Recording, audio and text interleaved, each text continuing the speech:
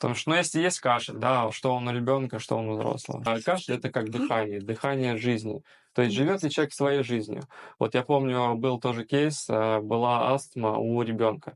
И с ним работал, и с мамой. Опять та же история, муж, жена в разводе. И продолжают друг с другом конфликтовать.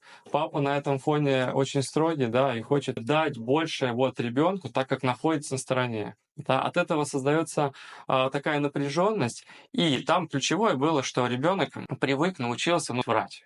Ну, так выгодно, так удобнее. Иначе папа отругает, иначе папа не поймет. Соответственно, он подстраивается под другого человека, а не проявляет, говорит то, что он есть.